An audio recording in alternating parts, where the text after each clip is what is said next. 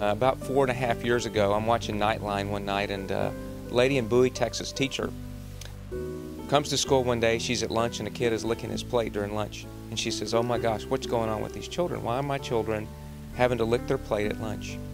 And she come to find out these kids were in what they call food insecure homes. So the only meals these children were getting were at breakfast and at lunch.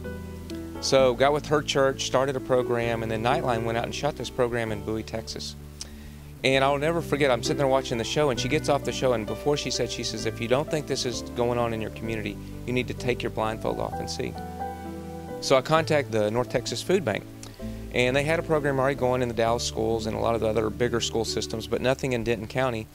And they said, "We're at our max capacity, we're out of funding, we don't have any money."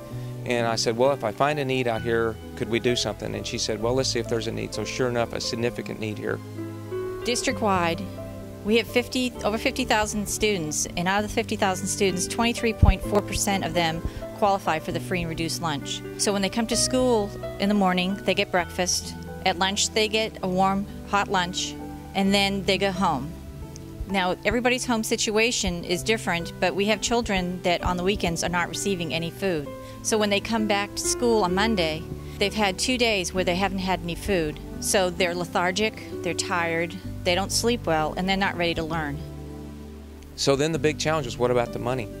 So I go to my church, and we had to come up with $10,000 to $12,000 right off the bat to get this thing off and running. And at the time, our church was very much struggling financially, and I met with the leadership and I said, "There's a significant need in our community.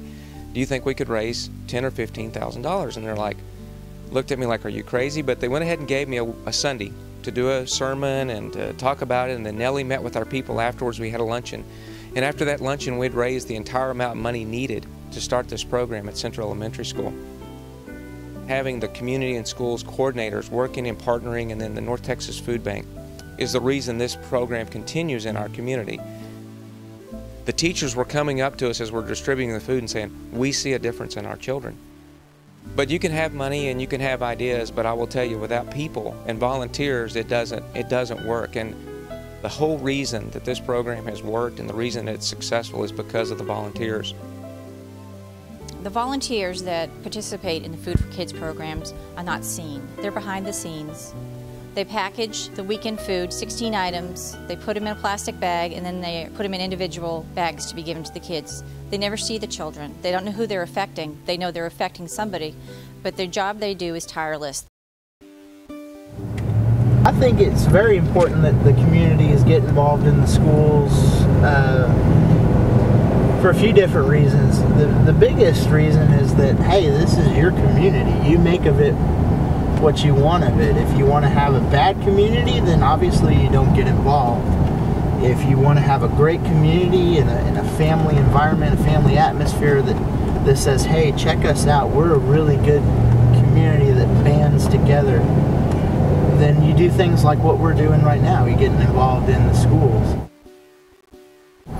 I don't make the greatest amount of money in the world. I wish I did. I wish I made more money. It doesn't everybody. But one of the things that I can do, since I don't have the money, is volunteer my time. And that's what I really like doing.